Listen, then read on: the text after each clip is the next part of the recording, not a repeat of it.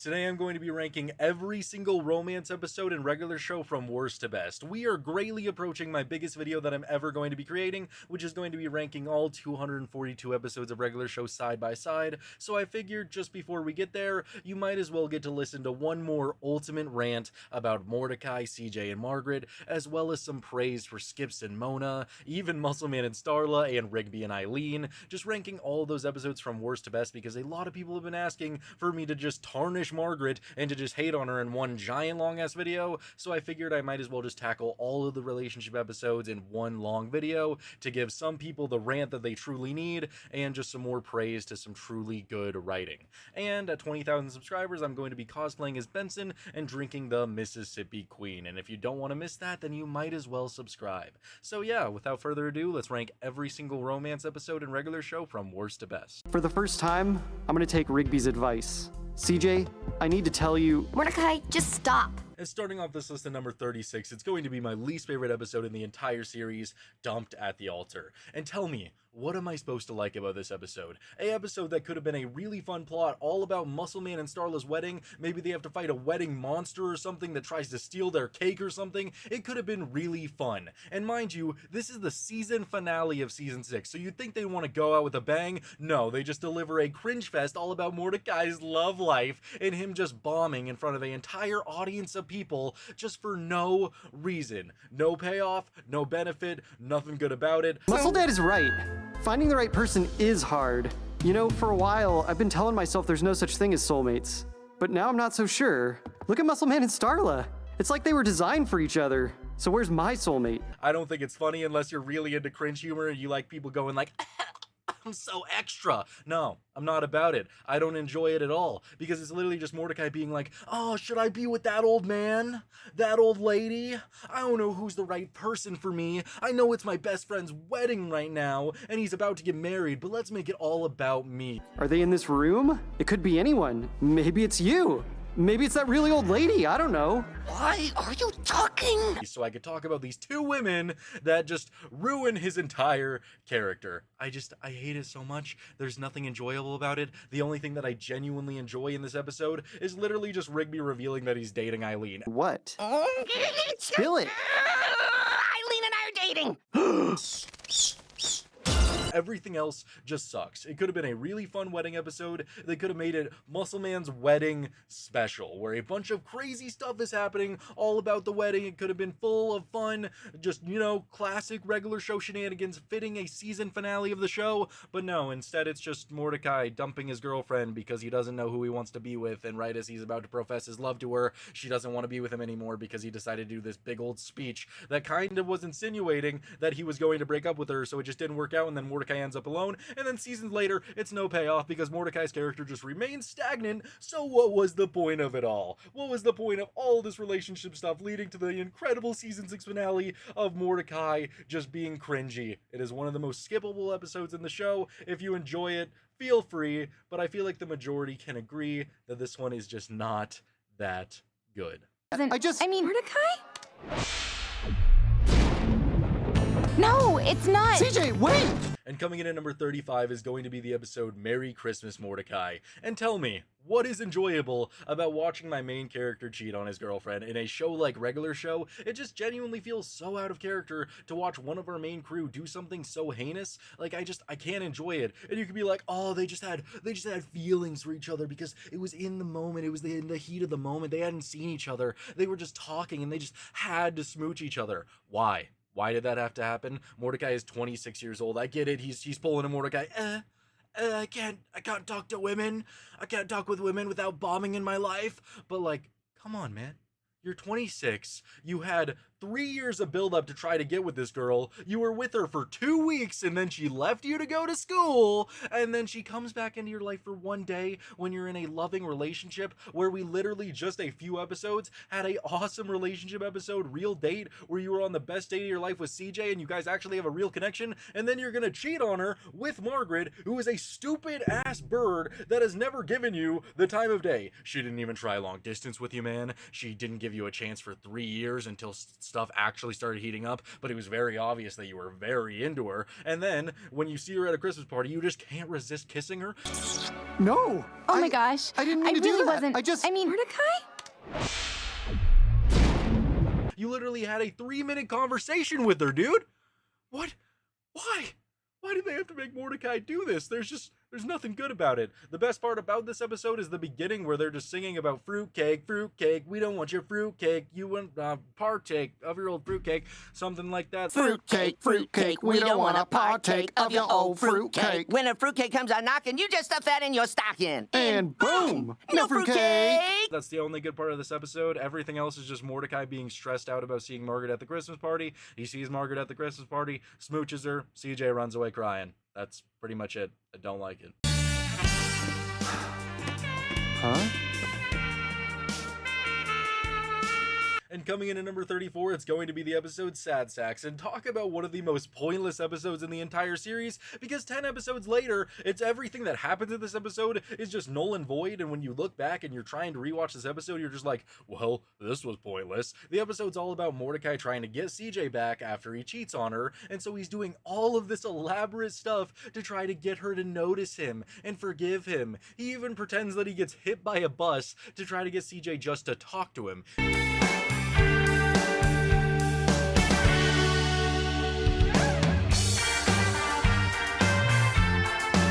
He's doing all of this stuff just to try to get back with CJ.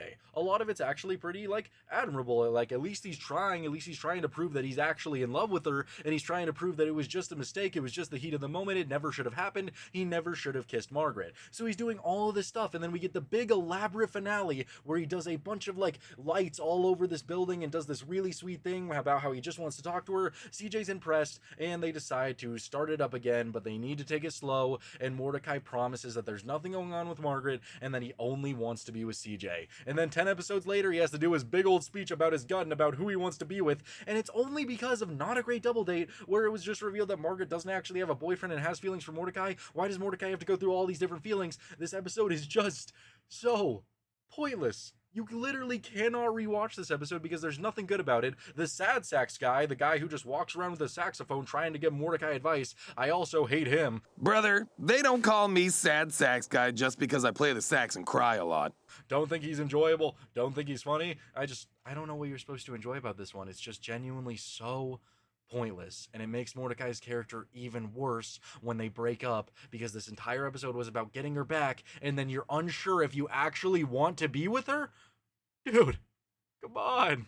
Hey, Rigby, can I trust you to hold this piece of cake for me without eating it? Dude, it's cake. And at number 33, it's going to be 1000th Chopper Flight Party, and this episode sucks for one main reason. I feel like it's just trying to portray CJ as a villain, and I completely understand that she overreacts, she acts like a psycho sometimes, but in Season 6, we didn't really need that. The episode is all about how Mordecai is trying to save a piece of cake for CJ, and he gets invited all the way up into the chopper to celebrate that party. CJ shows up and sees him hanging out with Margaret up in the helicopter, and she starts just overreacting, freaking out, and almost kills everybody. Hang with CJ. CJ! Hi!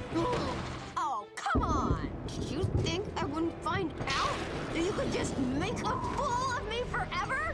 This is the last time. And that's my problem with it. It's like one thing to make a character overreact like that and just kind of make them look like a villain, but why would you do that at this point in the season? Because this season has pretty much all been Mordecai making genuine mistakes. In the romance episodes, they're sometimes the most grounded episodes in the series because it's nothing really too crazy happening per se. It's just supposed to be like a real reflection of actual relationships and the struggles you could have in them. But just having CJ overreact here to something like this, after Mordecai genuinely did something so horrible to her, you're gonna make her overreact about something so small like him just talking to Margaret and make CJ look like the villain. I just don't enjoy that at all. It just makes CJ look so much worse and kind of puts her on the level of Mordecai and Margaret mistakes, which I feel like was just unnecessary because for the majority of the series, CJ is honestly pretty chill except for the episode where Mordecai invites them both to the same movie. CJ is usually the chill one. She's just chill, she's grounded, she likes Mordecai, she does all the same stuff Mordecai does.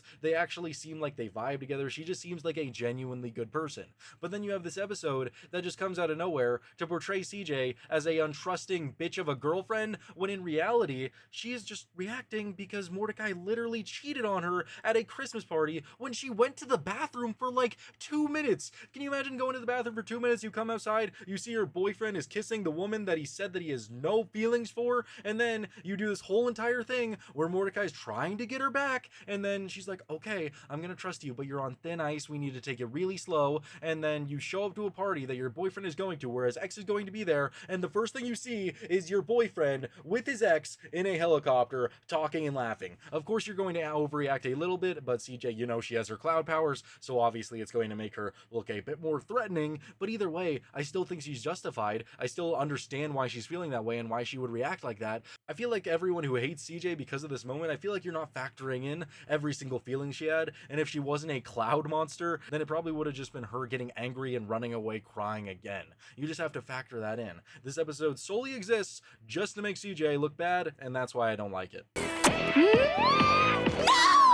You're not my boyfriend! What? And coming in at number 32 is going to be the episode Not a Great Double Date, and this is another episode that is just a catalyst for Mordecai's horrible decision and dumped at the altar, because it's all about how Margaret now has to lie about having a boyfriend named Dale so that she can go on a double date with CJ and Mordecai. And I mean, first of all, I hate Margaret. She's not a good main character for the episode. She doesn't do anything funny. Dale, the boyfriend that she chose, also isn't funny. His entire joke is like he slowly believes that he is an actual actor instead of a television newscaster, so he's getting like too into the role that Rigby has assigned to them. I actually enjoyed that Rigby was the person that they went to give them this like fake relationship persona to say how they got together and all that. I know who can help.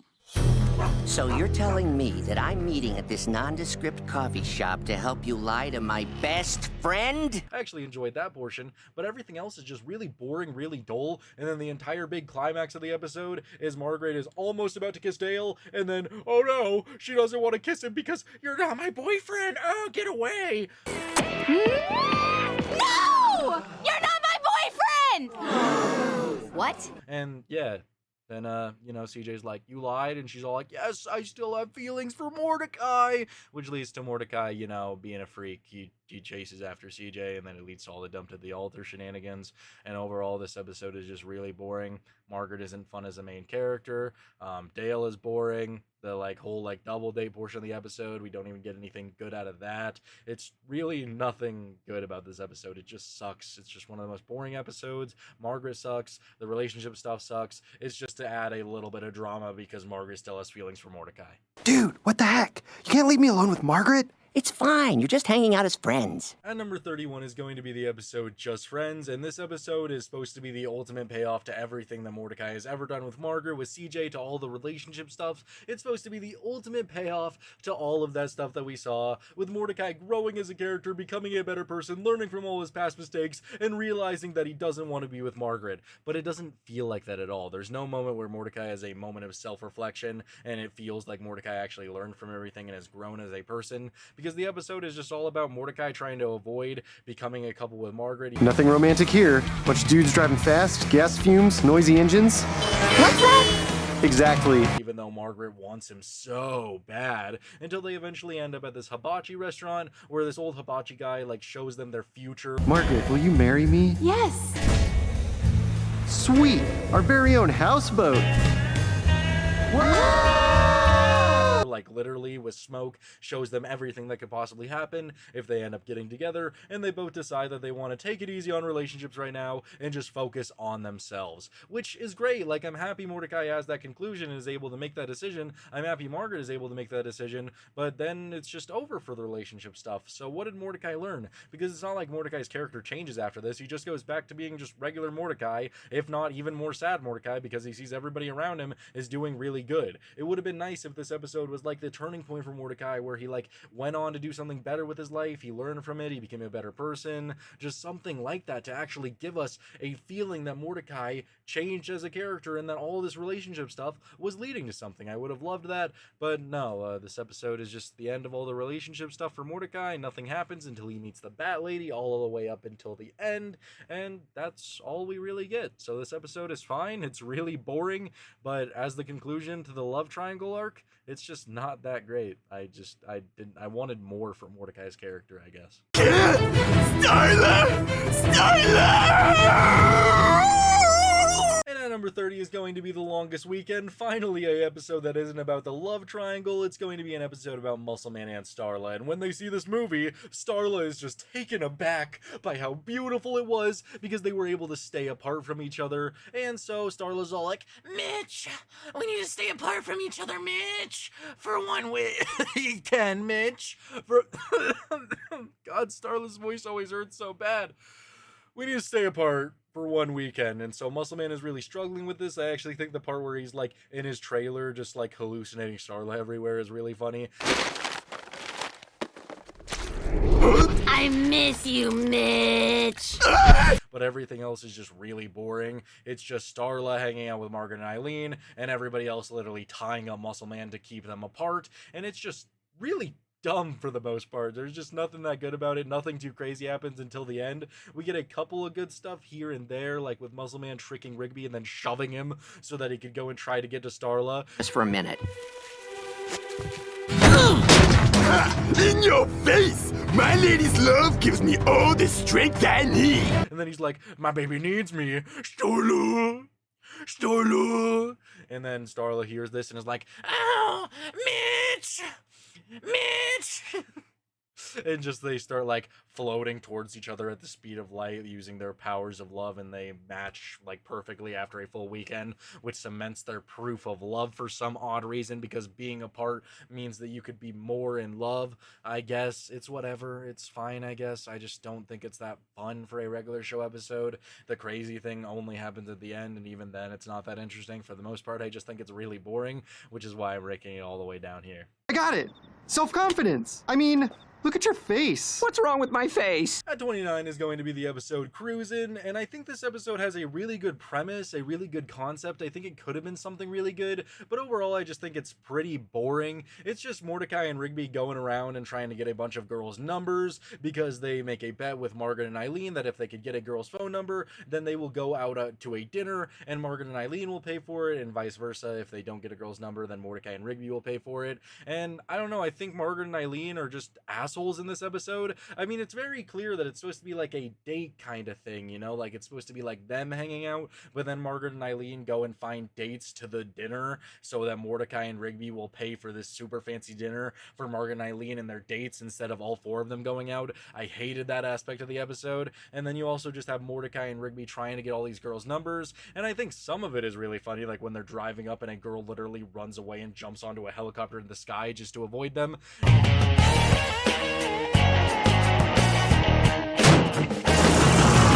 And then they eventually get Carmenita from Pops, and they're trying to use Carmenita, and they try to get like their, you know, faces of confidence on, you know, and they just start going like just like looking really confident. I thought that was a pretty funny part of the episode. Your face is desperate, dude.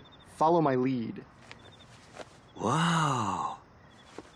And then these two like random girls just hop in their car saying they look cool, but they're just trying to like get their boyfriends to be jealous, and so it leads to this big climactic like final car chase with the boyfriends just trying to destroy them. We don't even want your girlfriends! Yeah, we just want their numbers!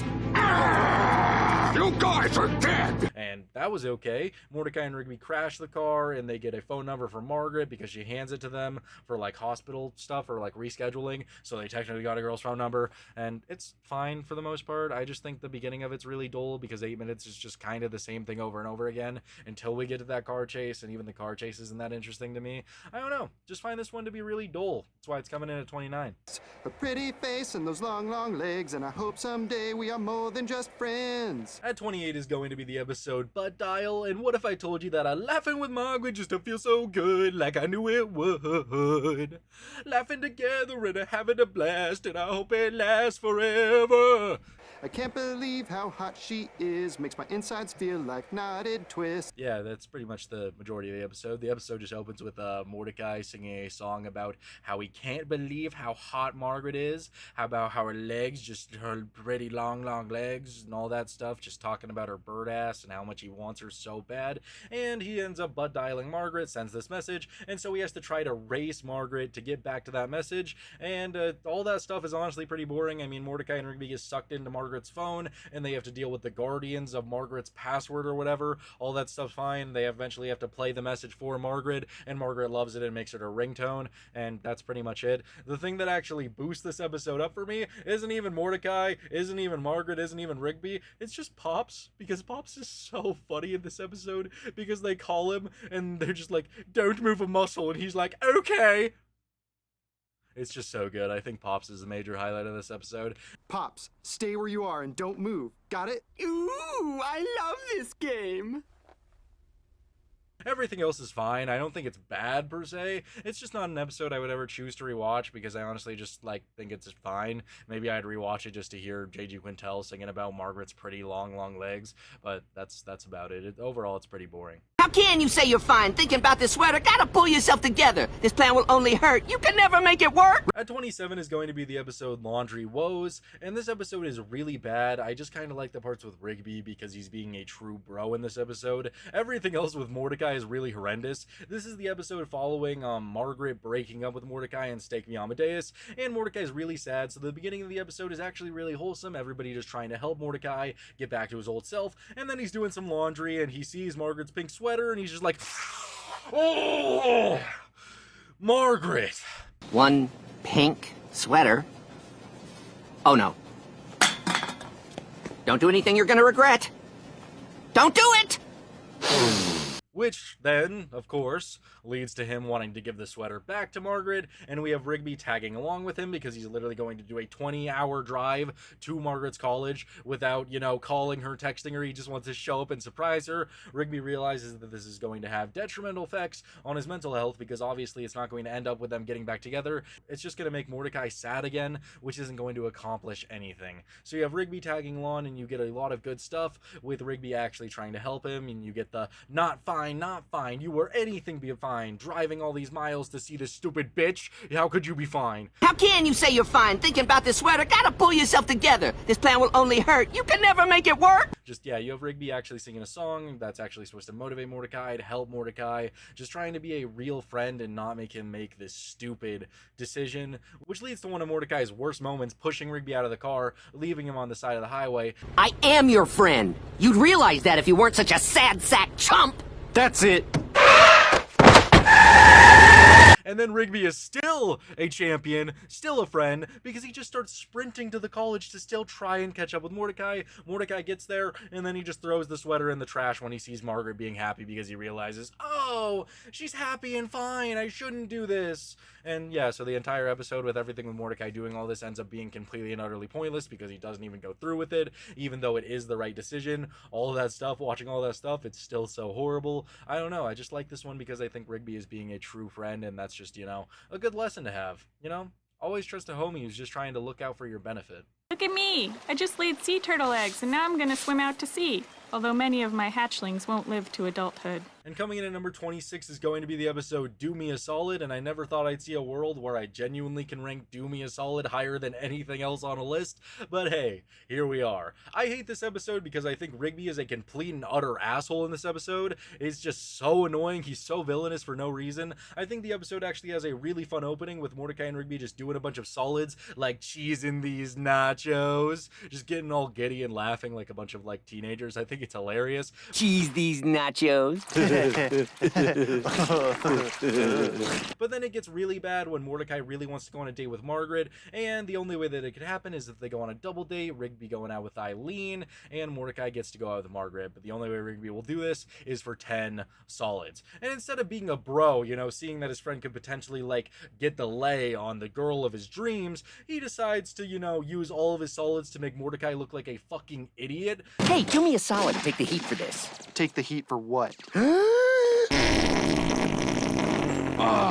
Sorry, everybody. Yeah, it's pretty bad, making him, fart in front of everybody in a movie, making him spit all over Margaret, making him ruin Margaret's shot in golf, just making him do all of these horrible things. And then you have Eileen in this episode, who is just genuinely being a super nice person, albeit very weird. The turtle thing was very, very, very weird. Look at me! I just laid sea turtle eggs, and now I'm gonna swim out to sea. Although many of my hatchlings won't live to adulthood. but everything else, she's just being super nice, like throwing confetti on Rigby, just being super nice, like a super awesome person to Rigby, and Rigby's being a douche to her for no reason as well. And then you eventually get all the way to the end of the episode where Rigby's like, hey Mordecai, your last solid, do this, and then like whispers to him, he's like, no way, and the world starts collapsing around them, so Mordecai is forced to do the ultimate heinous act in front of Margaret and Eileen and everybody that he knows, which is to take a shit on the floor.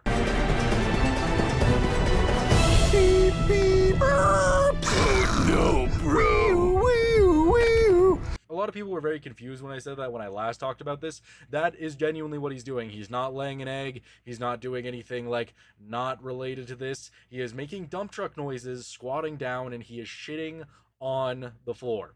That is what he's doing. That is what Rigby asked him to do. And Rigby has the audacity to film it as well. Yeah. Man. He just wanted to go on a date with the girl he likes, man. He cannot catch a break, but either way, pretty bad, pretty messed up. Don't enjoy it, so it's gonna rank low. I think you're good, bro. Seriously, dude, you should stop. At 25 is going to be the episode Do or Diaper, and this episode is fine. Nothing too great about it, nothing too bad about it. It's just also kind of boring. The episode's all about how Mordecai makes a bet with Muscle Man that if he could kiss Margaret by midnight on Friday, then Muscle Man will have to wear a diaper, and vice versa. If he doesn't, then Mordecai will have to wear a diaper. So Mordecai actually gets the balls, asks out Margaret. He goes on a really nice date with her, has a ton of chances to actually kiss her. They eventually get all the way to the park, and that's when Mordecai just starts going with a bunch of mints.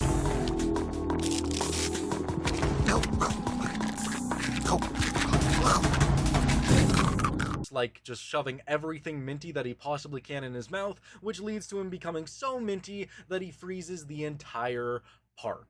Yeah. So the park's frozen. Margaret's all like, what the hell, man? And then Mordecai confesses about the bed, and then Margaret is gonna fake him out by kissing him, doesn't kiss him, and then Mordecai's in a diaper at the end of the episode, and yeah, that's pretty much it. It's fine. I don't think it's that great. I don't really see myself wanting to watch this one all that often. I think it's entertaining for the most part. It's just overall pretty whatever. It's an episode that exists. I never cared until I saw the Eileen Plan, but now all I can think about is how you're gonna be the president, and I'm just gonna be some jerk you used to date. And coming in at number 24 is going to be the episode The Eileen Plan, and I think all of the points that this episode makes is actually really good. I mean, you have a lot of good things happening in this episode. You have Rigby's reaction to the Eileen Plan and the fact that Eileen wanted to end up with somebody rich, handsome, and smart. Number 3, marry someone brilliant, preferably with several pants under his belt. Patents. Oh, patents. But just super smart is okay, too? But just smart is okay.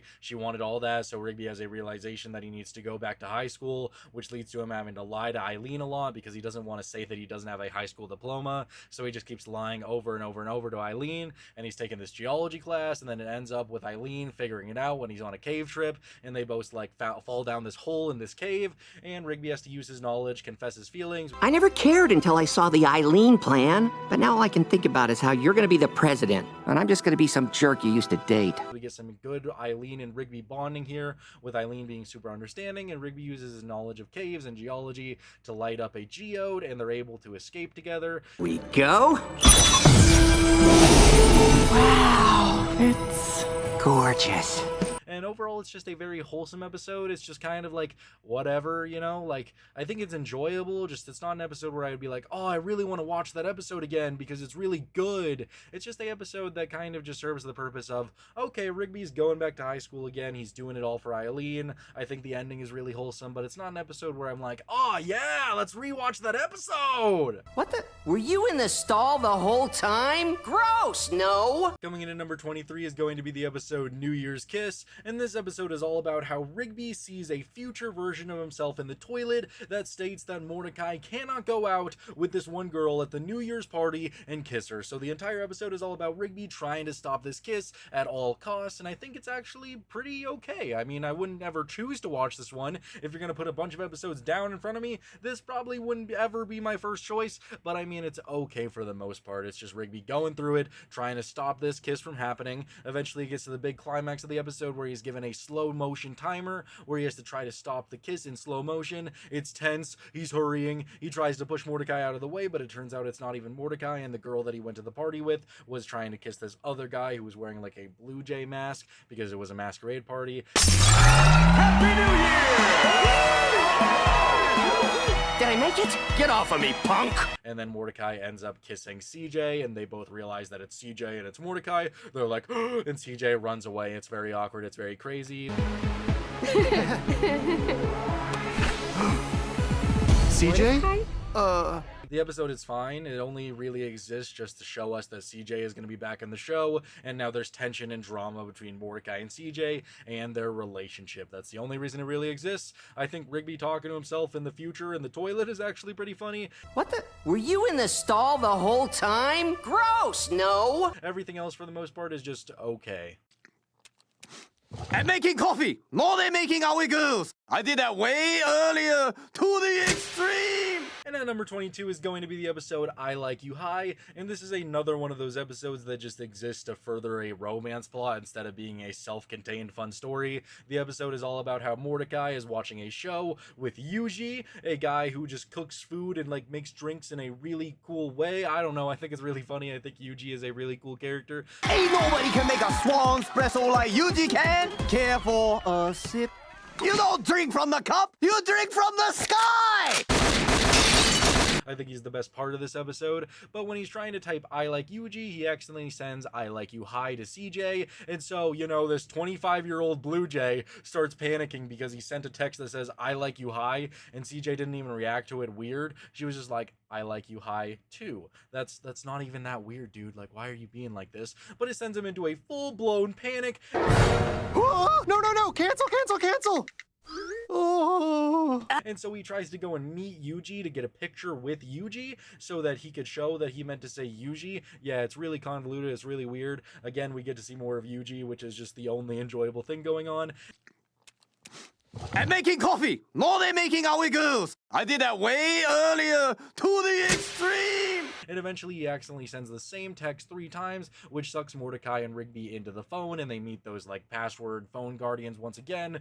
And then we get this actual pretty decent moment where Mordecai has to come to terms with the fact that he's still waiting for Margaret to get back as he's swimming into the abyss. I actually think that moment is really good for Mordecai's character. I really like CJ. She's amazing. But is it fair for me to go out with her if I still think about Margaret sometimes? It's a great insight into Mordecai's mind, especially after Margaret dumped him, what's been going on in his head and why he's so hesitant to actually move into a relationship with CJ. But then he eventually like just sends it. He just sends the message like talking like, let's have a date. It has a wholesome ending. It's pretty okay. Pretty average episode. Nothing really that crazy happens, which is why I would never really put this really up there as an episode I enjoy that much. But I understand why this episode exists. I think it's just, you know, to push Mordecai's plot to eventually being with CJ forward. I think it's just fine. So you pulled a Mordecai, huh? What the? Come on! How long have you been calling it that? How long have you been Mordecai?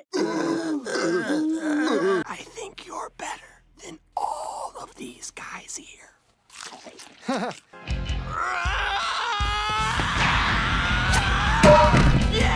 And at number 21 is going to be the episode Dodge This, and I feel like I have a little bit of hatred for this episode because it took away the chance for us to have a genuinely good dodgeball episode that was just focused on the dodgeball. They had to make a dodgeball episode focused on Mordecai and CJ's relationship, which is fine. It's whatever. We get a little bit of dodgeball, but I would have much rather had a full-on just ultimate dodgeball episode where the like conclusion was like a rematch between the magical elements and the park strikers, like from the Skip Strike episode, where we got a genuine like just 5-minute brawl between the two teams. It was tense, it was emotional, it was all about the dodgeball. I would have liked that way more. I mean, yes, we still do get that, but it's only like 45 seconds long and it's not anything that I would really want. We get some good dodgeball scenes with like Rigby doing the Rignado, Mordecai's like Mordnado or whatever.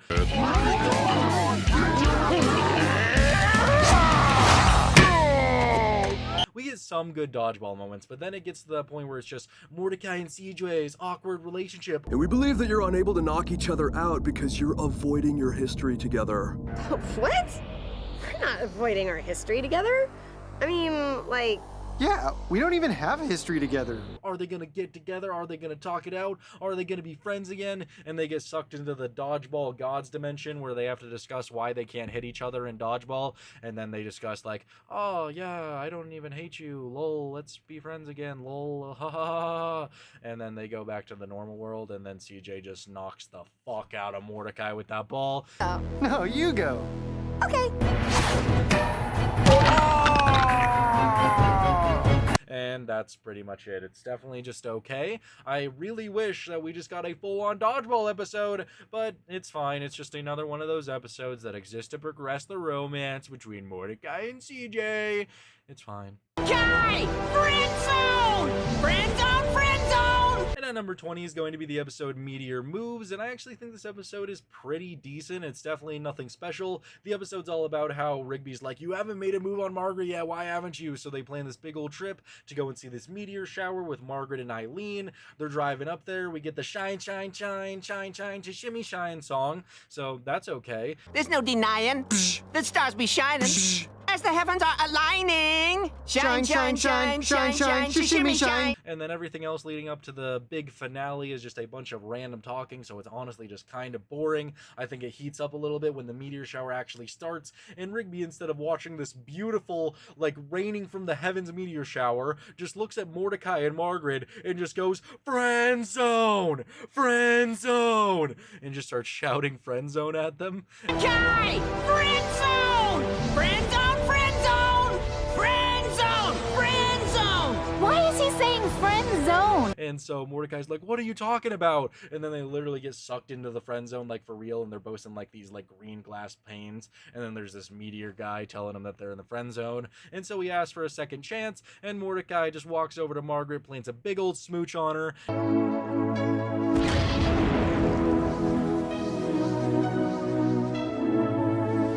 It's actually visually pretty cool with them kissing and like all the meteors are falling down around them. It's pretty sweet. It's pretty wholesome. It's whatever as an episode though. I think it's fine. I think that we finally got to, you know, Mordecai and Margaret being together, happy ending. Those past 3 seasons of build up was all worth it. It was all great. And then they break up a couple episodes later, but I mean, it's fine for the most part. I think Rigby's a highlighted episode. I think he's funny in it, but I mean, it's an okay episode. Are you Mordecai? Yeah, Cloudy J.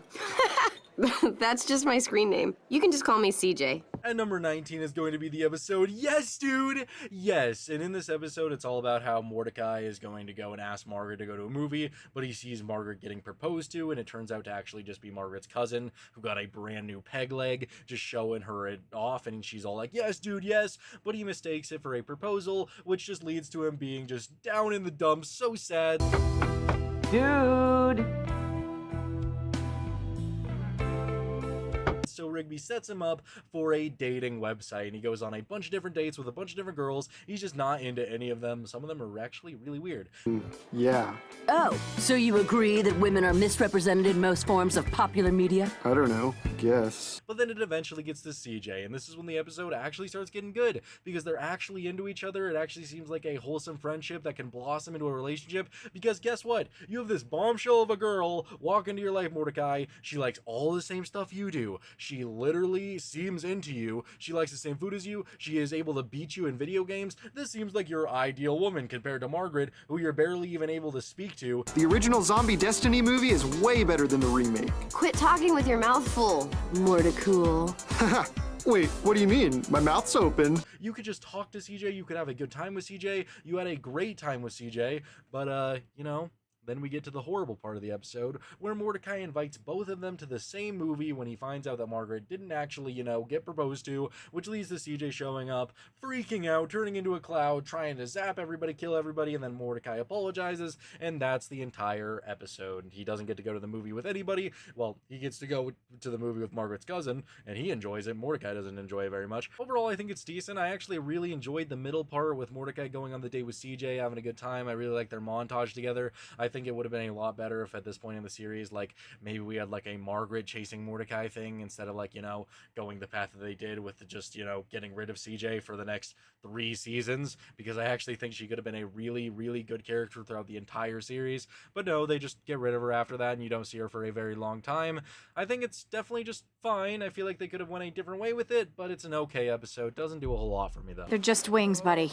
Just wings? These wings might decide whether or not I get to go out with the girl of my dreams. Everything has to be perfect! At 18 is the episode Pam I Am, and in this episode Benson meets Pam, and they actually seem to hit it off a little bit, and she just says, I would kill for some chicken wings, and so Benson now holds in his hand the key to his heart, and so he goes to Wing Kingdom, and I actually think this entire sequence is really funny with Benson in here, because he's just taking so long to pick his, like, wing flavors, and this lady behind him is just like, come on, buddy, it's just wings, and he's just like, wings? Wings? You think this is just about wings? This could determine if I get to be with the woman I am made for. They're just wings, buddy. Just wings? These wings might decide whether or not I get to go out with the girl of my dreams. Everything has to be perfect! I thought that was really funny, and then we just get to Benson actually sneaking the wings into the facility. He meets up with Pam, and it's just pretty wholesome from there. They do like this Willy Wonka-esque thing where they just start like eating the wings and turn on this gravity thing and start floating up, and they got to start like burping to save their lives so that they don't get caught in this fan. I think it's enjoyable. Your eyes staring into my eyes. Who am I, the guy with 2 eyes on the prize, and the prize in my eyes is I think it's nice to just see Benson getting a win, hanging out with Pam. I think their bond is really neat. It's really cool. Overall, this one is definitely just a decent episode. Nothing too amazing about it. It's just nice to see Benson get a win for a change. What? No! I will not ask this woman for her phone number. Huh? She's obviously married! At number 17 is going to be the episode Playday, and this is supposed to be the beginning of Mordecai and CJ's date life, because they're about to go on their first date, and that's when Death, our main man, shows up, and he's like, Oi, Mordecai, you gotta babysit Thomas. You owe me, bruv. You owe me for this, bloke. Please, you gotta babysit Thomas. We're not through yet. You're gonna babysit Thomas tonight. Oh, man. And so, Mordecai and CJ now are trying to babysit Thomas, who, if you don't remember, is this evil 300-year-old toddler who has a very bad tantrum, and his tantrums have got so worse that he just starts screaming and is able to melt stuff around him and stuff, and he starts freaking out, and he's like, take me to the underworld playground. Underworld! And so they take him there, and that's when Thomas just decides to be a absolute savage and is just having this conversation with Mordecai, and he's just like, I've actually been trying to ruin your day with that female over there. And he's all like, what do you mean? He's like, watch this. And he just is all like, no, I won't ask that woman for her phone number. And he points to a pregnant giant mantis lady. What? No! I will not ask this woman for her phone number. Huh? She's obviously married. And Mordecai's like, huh? And then that leads to the husband coming over and being all like, are you trying to talk to my wife? And that leads to Mordecai, CJ, and Thomas having to escape on this motorcycle. It's honestly pretty epic. It's pretty enjoyable with them just going away super fast, trying to escape all of these people. And then you have them all dying in a horrible abyss because Thomas freaks out when CJ literally offers him to throw him out to lose some dead weight. He starts freaking out. It opens up a ravine, and all of them die. And I actually feel bad for the bull dude because he's kind of valid, because he's like, you're the one who was talking to my wife. I'm the victim here! You're the one who hit on my wife! And they manage to make it back to the real world, and Thomas gets knocked out once again, and Death is like, you're 2 for 2, Moreai. Good one on you.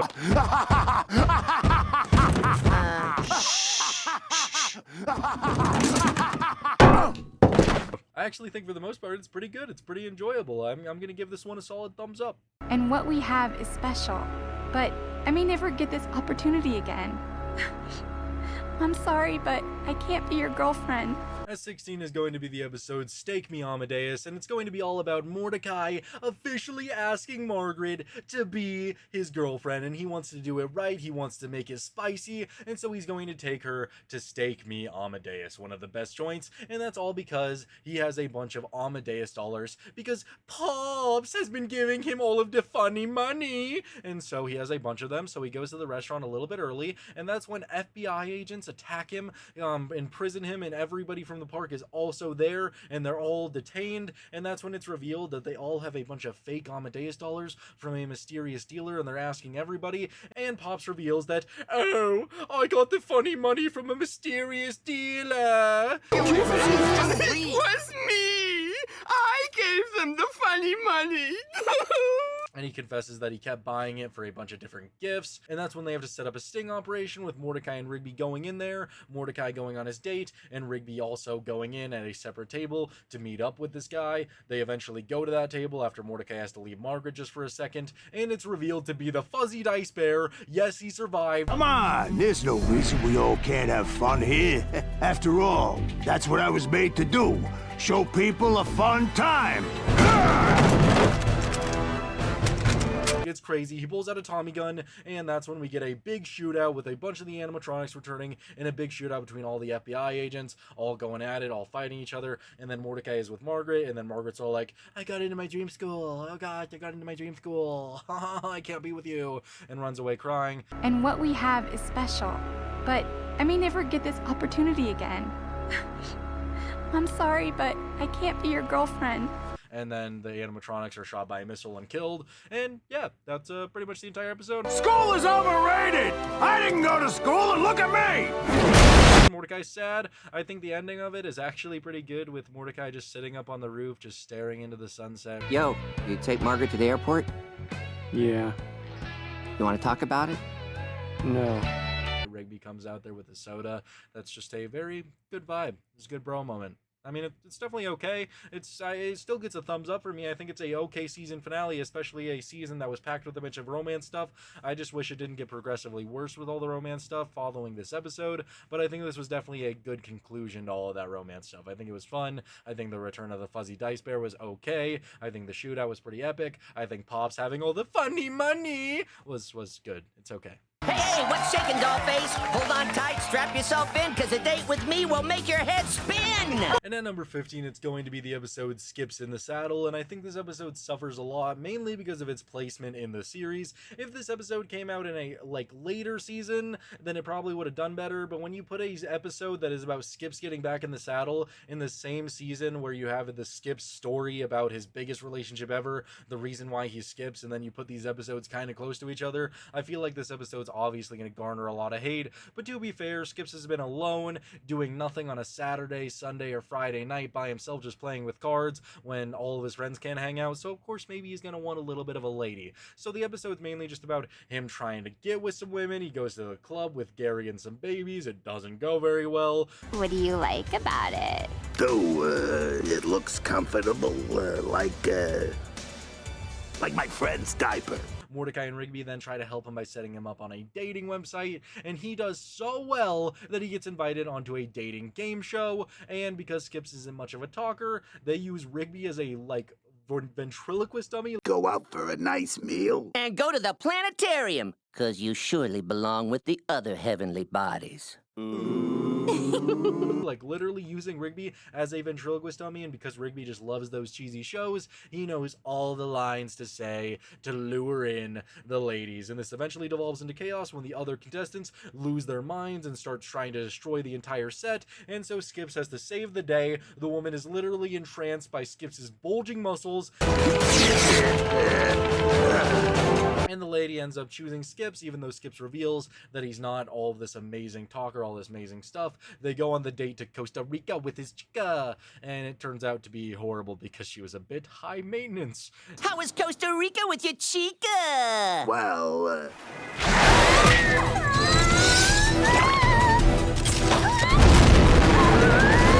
Yeah, it's overall a pretty fun episode. I think it's pretty decent. It doesn't do a whole lot of things that are super great, but for the most part, I was entertained throughout the entire episode. Curse you, Mordecai and Rigby! We'll get you! At 14 is going to be the episode Married and Broke, and this one is all about how Muscleman and Starla, they want a blimp that will rain barbecue sauce. They want an onion ring tower at their wedding. They want a really expensive wedding, and they can't afford that, and Muscleman actually invested all of his money into ant farms. Yeah, ant farms. And I am not an accredited stockbroker. What are you saying, Maurice? Oh boy, you got no money. It's really, really weird, but I thought that was so funny, because why would you even do that? And then he calls his investor guy, and he's all like, how much money do I got? You got no money, man.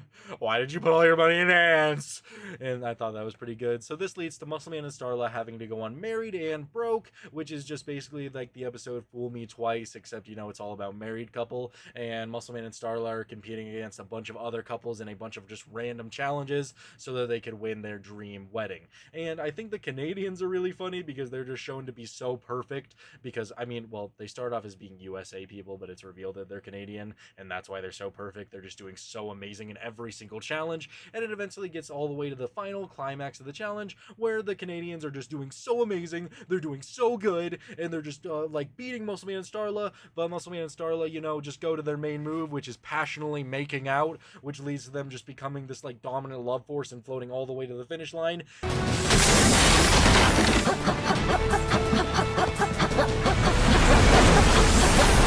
And they still, even with that, end up losing to the Canadians until the Canadians are all like, USA, and the Steve Harvey, like, host guys are all like, hey, what's that all about? Oh, horses, we're Canadian. And it turns out they're Canadian, and I really like all the jokes that it's just like, that's why they were so perfect, because they're Canadian. That's why they were so nice and perfect. It makes so much sense. They were great people. I enjoyed that a lot. I think that was good. And then Muscleman and Starla win by default because they lied about being Canadian. So Muscleman and Starla get their dream wedding, and in between all of this stuff, I would be a failure to mention that all the ants that Muscleman's, like, had started to just turn evil and started to turn on Mordecai and Rigby and all the guys at the park and started laying waste to everything there, like literally like starting a war. Curse you, Mordecai and Rigby! We'll get you! Yeah. That was a really interesting point of the episode, definitely one of my favorites. I would have loved if they did like a follow-up episode which showed all like the ants takeover. That would have been a lot of fun. But overall, this episode's pretty solid, pretty good. Has that classic regular show feel to it. Muscleman, are you taking a shower so we can't see you crying? No! It's just the sound of the water hitting the drain! At number 13 is going to be the episode Muscle Woman, and I think in the past I was a little bit too harsh on this episode. Like, just on rewatch, having to watch it so many times, I actually think it's pretty good. I think it's really funny. I think Muscle Man crying in the shower because Starla dumped him is just a really funny image to see, because you don't usually see Muscle Man like that. Muscleman, are you taking a shower so we can't see you crying? No! It's just the sound of the water hitting the drain! And just to see him in the shower like it's really funny. I enjoy it. And then you have Mordecai and Rigby trying to go on this journey to get Muscle Man to, like, you know, try and like find a different woman or try to like get out there and be happy again. And then they eventually realize that they have to try to get him back with Starla. And so they go to try and find Starla, and I think Starla's introduction is hilarious with Rigby just running into her and it's just like, ugh! Everything is all glittery and girly. Huh?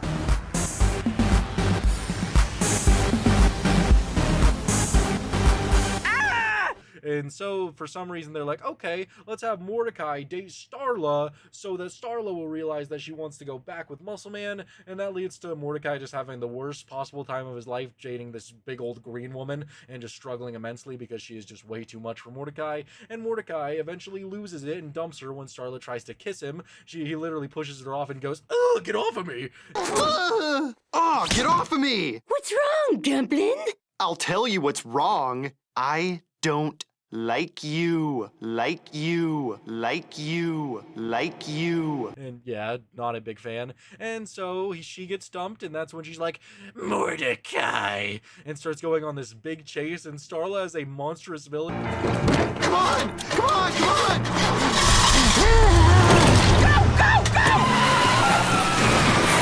The It actually works really well with them just on the golf cart, and she's just hardcore chasing them, literally throwing trees at them, trying to kill them at all costs, and they eventually get all the way back to the park, and Muscle Man shows up and confesses his feelings for Starla. They get back together, and that's pretty much the entire episode. I think the episode actually works really well. It also feels a lot like a classic regular show episode with, you know, a really simple premise at the beginning, just trying to get Muscle Man to be happy again, which devolves into absolute chaos with Starla turning into a literal monster at the end. I think there's a lot to enjoy about it, and there's a lot of scenes that actually made me laugh, so this one's ranking up a little bit higher. Dude, what is it? I kissed Margaret. Whoa. I owe Muscle Man so much money. At number 12 is going to be the episode Bad Kiss, and in this episode, Mordecai finally kisses Margaret, but his breath is just so fucking rancid that Margaret pushes him away and is all like, "You got really bad breath."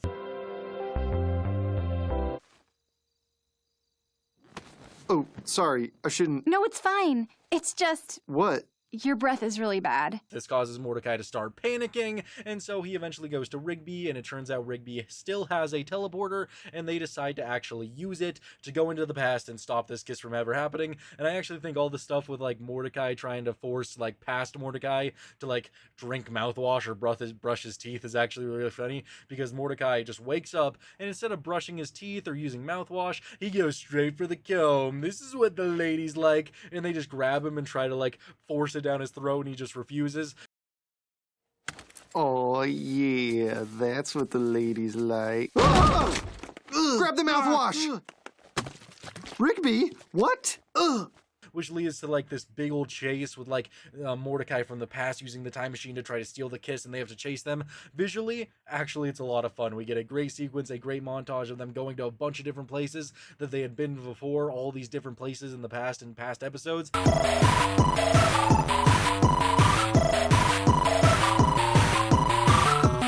I actually think that, like, whole aspect of the episode was a lot of fun, and it eventually leads to Mordecai literally cock-blocking another version of Mordecai to stop the kiss from ever happening, and leaving one of the versions of Mordecai tied up in a bush. Yeah, that was pretty funny, and that leads to Mordecai just finding his wallet instead of kissing Margaret, and the entire world is safe because Mordecai didn't have to kiss Margaret with bad breath. The only thing that doesn't make sense to me in this episode is if Mordecai was clearly aware that he was going to kiss Margaret, why didn't he go for it sooner? He clearly, like, knew that Margaret was going to kiss him back. I mean, Margaret was literally the one who leaned in, man. Why didn't you just go for it after this? But either way, it's fine for the most part. It's enjoyable. I think we get some visually stunning stuff here with that whole chase scene. It's a lot of fun. Definitely deserves to be at the number 12 spot. Kiss, it's like my heart is spinning donuts. At number 11 is going to be Kill It Radio, because they're about to show you how you kill it. And in this episode, Muscle Man writes a song for Starla. You're the hot dog in my bun. You're the burger with my fries. Like, stuff like that, lyrics like that. Just a pretty weird but wholesome song about how much he likes Starla, about the first time they ever made out. It's for their 1 year or whatever year make-out anniversary, so he wants to play it on the radio station. And he goes to the radio station, and it turns out that it's overtaken by an AI, and so they have to get the help from DJ Donnie G to break in there in this heist to take over the radio station and get it back for the DJs and to stop this AI so that Muscle Man can play this song. And it's actually a really good sequence of them breaking in, well, not even breaking in, posing as repairmen, getting in there. Intruders must be neutralized. Not before Starla hears my song! And then the AI eventually figures out, and they have to fight it and destroy it, get back to the room. Donnie G literally sacrifices himself, and the building is about to self-destruct. Guys, we're ready!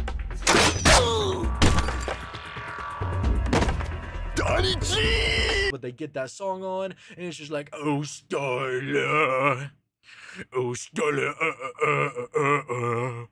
And it's actually a pretty good sequence of them just running through the fire, escaping this exploding building. First time that we made out, made my neck hair stand on end. Oh, Starla. Man Starla shows up, happy ending, boom, except Donnie G is alive, kind of. He shows up at the end, he walks away with them, but he has a giant hole in his chest. Yeah, it's a pretty good episode. I enjoy it for the most part. The Muscle Man song is really funny. The entire, like, scenes of them, like, breaking into the place is also really good. Definitely deserves to be higher up on the list. Mordecai, put your phone away. And number 10 is going to be the episode Picking Up Margaret, and in this episode, Mordecai has to pick up Margaret and take her to the airport. So he's going to borrow Benson's car. The only thing is that he has to go and pick it up from the shop. And when he goes to do this, he's walking through a bad part of town, and that's when we get, like, the Warriors movie. If you've ever seen that old movie, I think it's from, like, the 1970s, where they say, "Warriors, come out to play." But in this, we get a gang just like that, but instead of warriors come out to play, they say, "Mordecai, put your phone away," because they don't like cell phones. No cell phones. You can't have any cell phones. Mordecai, put your phone away. Mordecai, put your phone away. Mordecai, put your phone away. And so they start chasing Mordecai and trying to break his phone, and Mordecai's like, okay, I won't use my phone. And so he gets Benson's car, and he's using his phone to call Margaret, and that's when they show up again. So Mordecai runs away with the car. He picks up Margaret, and this leads to this crazy chase with the people just following them in a car, just being like, "No cell phones!" That's it. I'm calling the cops. No! I said no cell phones!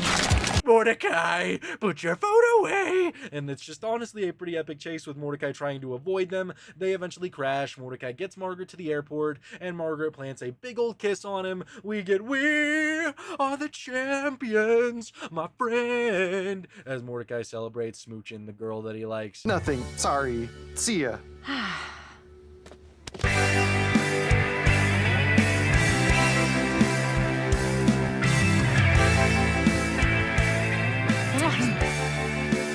That's pretty much the entire episode. I enjoy this one a lot. I think the entire Warriors reference was really funny with the "put your phone away" stuff. I thought it was really good. I think the entire gang was really funny as a whole. The chase scene was pretty epic. It's just overall a really solid episode of Regular Show.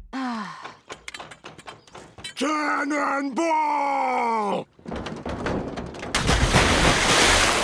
And coming in at number 9 is going to be the episode Family Barbecue, and this one has a really simple plot, but I still think it's very enjoyable. I mean, it's just all about a cannonball contest, but everything they manage to do with it makes it really entertaining. The episode opens with Mordecai going to a family barbecue with Margaret to meet her dad. Oh, it's crazy. And I really like the build up to like seeing all these different birds there, and then it turns out that Margaret's dad is just a normal dude. Frank Smith, gotta love him, and he refuses to shake the hand of Mordecai. So the majority of the episode is Mordecai just trying to get that handshake by any means. We get a montage of him trying to get that handshake, and eventually he has to go and like try and find a swimsuit, and Frank gives him a swimsuit, and it turns out to just be basically like a thong. It looks really funny. Oh, Frank, I thought you threw that suit out. Hey, I tried to stop him, but the kid wanted to wear it. They even do a zoom up on Mordecai's ass. Really funny stuff. And eventually Mordecai challenges Frank to a cannonball contest to earn his respect, and we just get all these different scenes of them just doing crazier and crazier and crazier cannonballs. Cannonball! Really enjoyable. I actually like it a lot. And eventually they're going to do a man in ball, which involves flying up in Chopper 6 all the way up, and Frank is just trying to intimidate Mordecai, and eventually they fall out, and Mordecai jumps out of the helicopter to save him, and the parachute fails, so their boat is falling, and they end up doing that handshake. Hey, call me Frank. Thank you, Frank. And that is the only thing that saves their lives, because they managed to impact this first, and that leads to them just being broken bone buddies in the hospital for a very long time. Overall, really simple concept, but really fun episode. I enjoy this one a lot. It's always one that I can point to as having a very basic plot, but still a really enjoyable episode. I'm taking you to the conjunction of the moon and Mars up on Lookout Mountain. I know! I'm so excited. And at number 8 is going to be the episode Crazy Fake Plan, and this episode is honestly just really wholesome. It's just Rigby trying to surprise Eileen, because Eileen is literally able to smell out any surprise coming. She's even like wearing the clothes of a surprise that Rigby has not even mentioned to her, because she already knows. She just has that much intuition. I'm taking you to the conjunction of the moon and Mars up on Lookout Mountain. I know! I'm so excited. And so this leads to Rigby getting the help of Mordecai and Margaret to come up with a crazy fake plan, which just involves driving literally everywhere, doing everything to throw Eileen off of the real plan, which involves them going on this highway and they're driving somewhere, Eileen doesn't know where, and this biker crew shows up and attacks them, kidnaps all of them, and when Eileen hears nothing, she thinks all of her friends are dead, they rip off her little mask, and it's revealed that a giant strawberry is right in front of her, and Rigby surprises her by taking her to see the biggest strawberry ever conceived.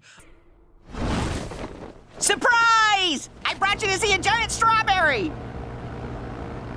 What? I can't believe it! Seeds of Agony by Jono? Eileen is happy, she's shocked, she's surprised. Overall, just a very wholesome episode. Everything Rigby does here is just honestly really nice to do for Eileen. It's just nice to see Rigby's developments as a person, trying to just go out of his way to do something really nice for somebody else, and it's just enjoyable. I mean, there's nothing wrong with the episode. It's just a lot of good, wholesome content. Where's my car? It's the most important thing to me! And at number 7 is going to be the episode Rigby Goes to Prom, and this is going to be one of the best overall episodes for Rigby's growth as a character. I mean, you have Eileen just hanging out with Rigby, having a great time at prom, Rigby taking Eileen to prom because he's, you know, in high school again, so they're just having a good time, a wholesome time.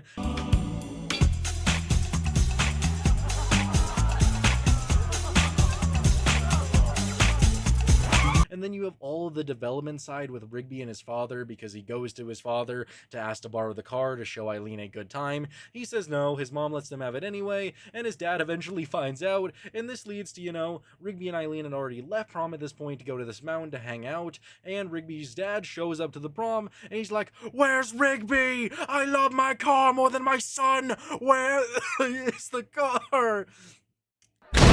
Where's my car? It's the most important thing to me! Where's Rigby? You seen Rigby? And so he eventually gets told where they went. He shows up there, and Eileen and Rigby are just chilling on this mountain, and he eventually is like, "Rigby, give me back my car, you thief!"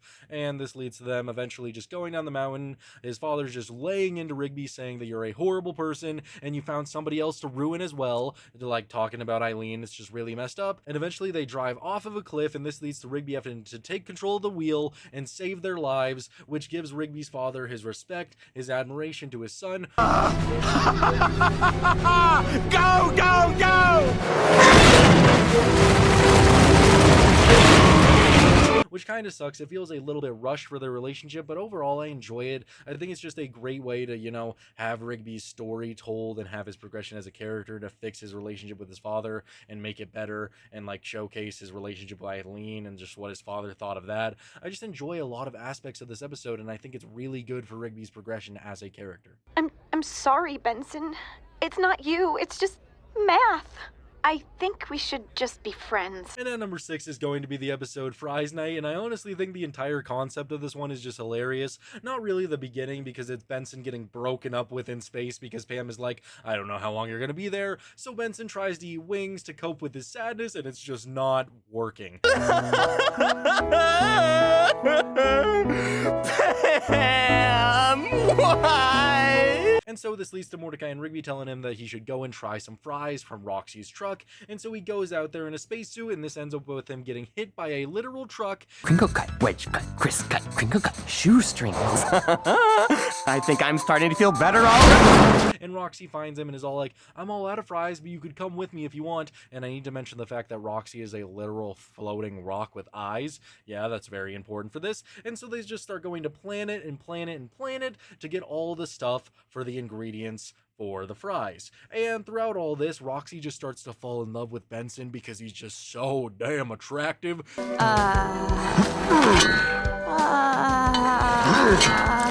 Roxy? She can't resist him, she needs him, and this eventually all culminates when she leans in to give Benson a big old smooch. Benson's just like, and boom, gets knocked in the face. Sure.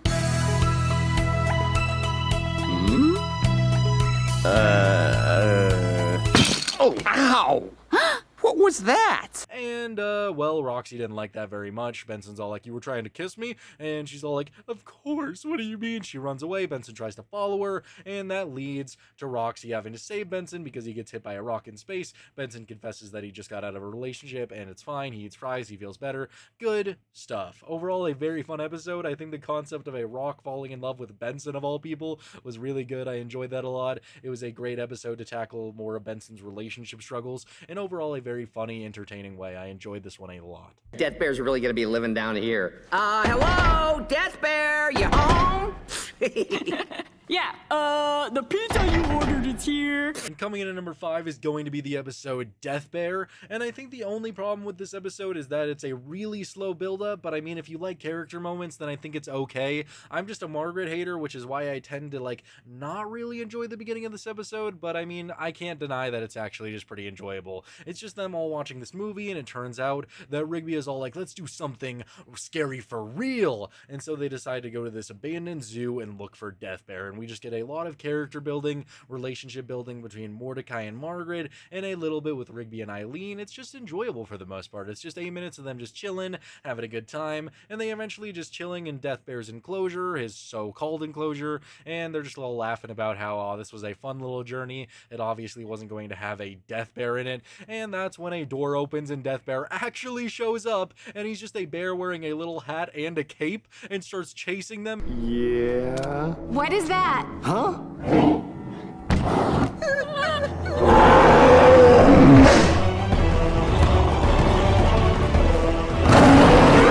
And it's honestly just so great. They just start running, they run all the way back to the house, and that's when Death Bear kicks in the door. You even have Mordecai just running and shoving this bear through a wall. Eileen!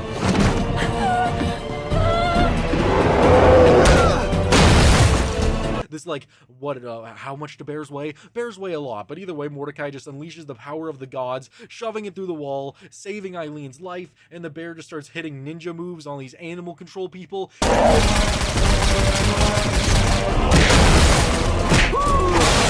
Yeah, it's pretty crazy, and then Mordecai grabs a trank gun, shoots up Death Bear, just lighting him up, and Death Bear passes out and gets taken away to a much better sanctuary.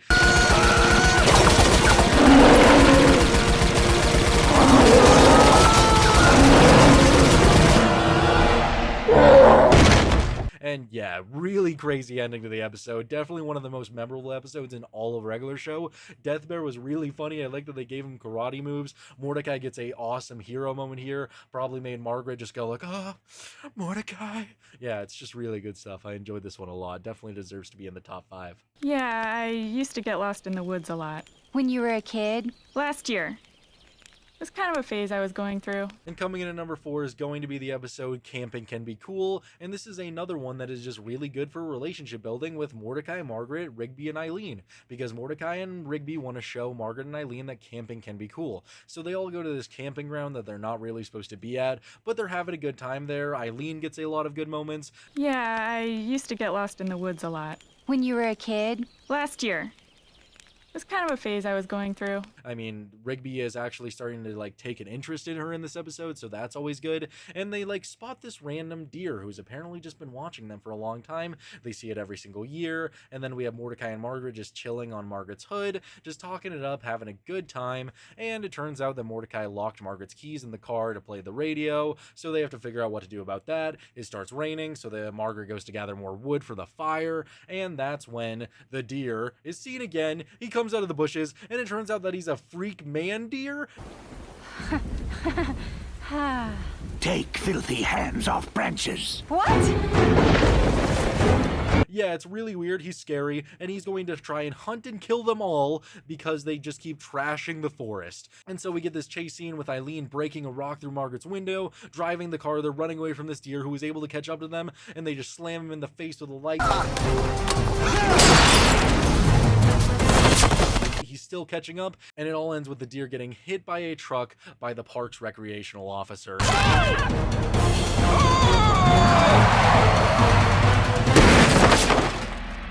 And yeah, yeah, that's it. The deer just dies right there. Overall, a very crazy episode. It definitely has that regular show feel of just, you know, a really like casual beginning, and then it just gets crazier and crazier and crazier. Definitely a regular show classic. Break up with CJ. Excuse me? Break up with her and rejoin my site. Couple Corral can help you find somebody better. And coming in at number 3 is going to be from the episode Real Date. In this episode, Mordecai and CJ want to go on a genuine date with each other, not just a casual hangout, like a fancy date. And the entire episode is just CJ trying to surprise Mordecai, and Mordecai trying to surprise CJ with their gifts. It's honestly just really wholesome. The first 8 minutes are just some wholesome CJ and Mordecai stuff with, you know, just subtle hints about what the villain's going to be, with this couple corral guy, a guy that is mad at Mordecai for leaving the site and will do anything to get him back. He's following them all night, trying to coerce Mordecai to come back together. Break up with CJ. Excuse me? Break up with her and rejoin my site. Couple Corral can help you find somebody better. And then you have Rigby and Eileen trying to help CJ and Mordecai set up their gifts. So they set up this super nice thing on the pier with both of their gifts. Mordecai and CJ are just bonding, having a good time. And that's when the couple corral guy shows up once again, and he's all like, rejoin my side, and starts trying to kill him, tries to kill CJ, but accidentally almost kills Mordecai. Look out! This sends CJ into a blind rage, which leads to her striking down something, and it just starts going haywire, which leads to the couple growl guy dying by his own blimp. Darn, that didn't work out like I wanted it to. CJ, rejoin my site. Uh-oh.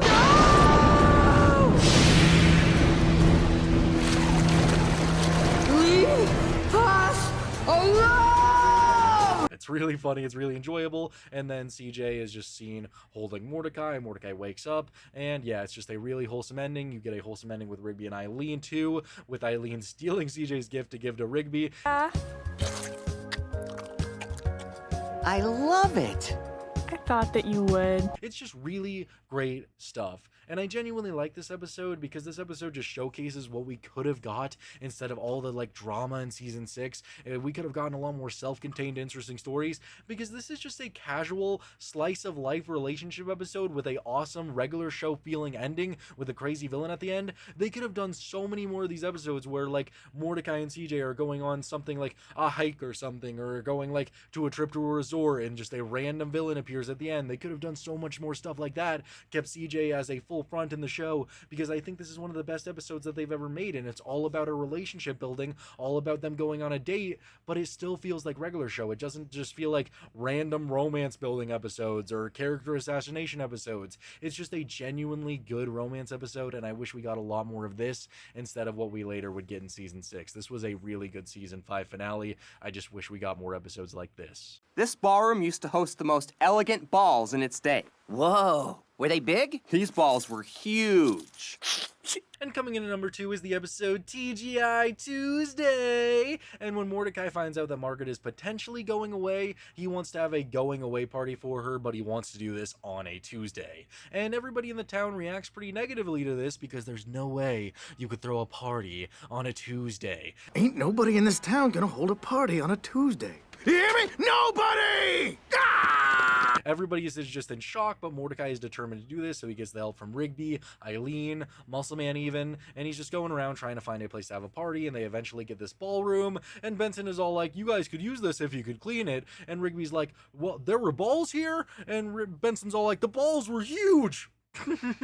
So hilarious as a kid. This ballroom used to host the most elegant balls in its day. Whoa, were they big? These balls were huge. That was very funny. That's one of the best jokes in the entire show. I don't care what you say, it's great. And they just start trying to clean this ballroom, but it just keeps on re-dirtying itself, and it's revealed that there's these ghosts that are trying to keep it dirty to just like keep the memory of the party they once had there. So we get this super awesome epic dance battle between Mordecai, Eileen, and Rigby going up against these ghosts.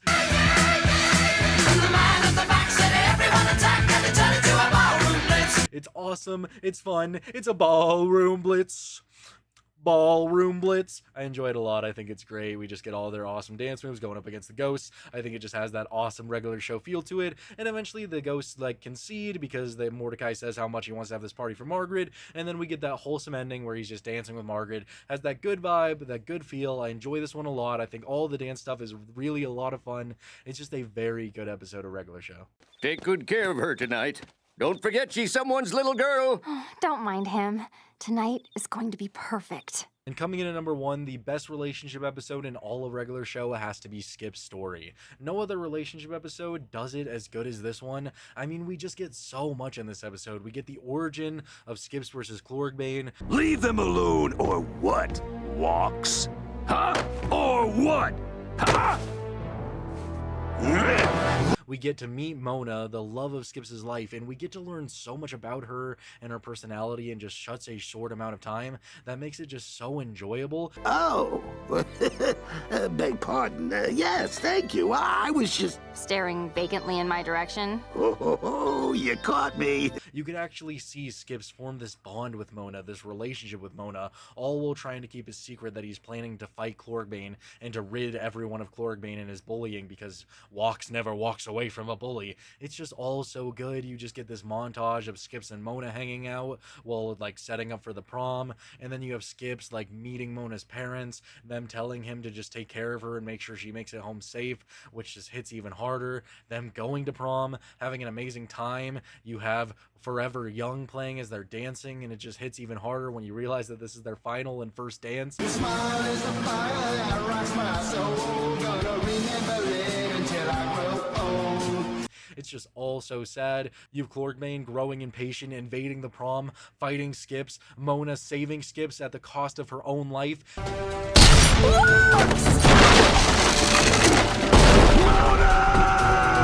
Skips just losing it, grabbing the Fist of Justice and just beating the shit out of Clorgbane, sending him into space permanently. No more. Agreed. No more. No more fear. No more bullying. No more Clorgbane. And then he finds Mona, and the babies tell Skips that she's dead. And yeah, it's just a very, very sad ending. All the build up to her death just makes it all the more sad, but all the better of an origin story. I really did like Mona and Skip's relationship, even though it was built in literally 22 minutes of time. I think it's one of the best in the entire show, and it's definitely one of the best the show has to offer. It's just a genuinely good episode of regular show.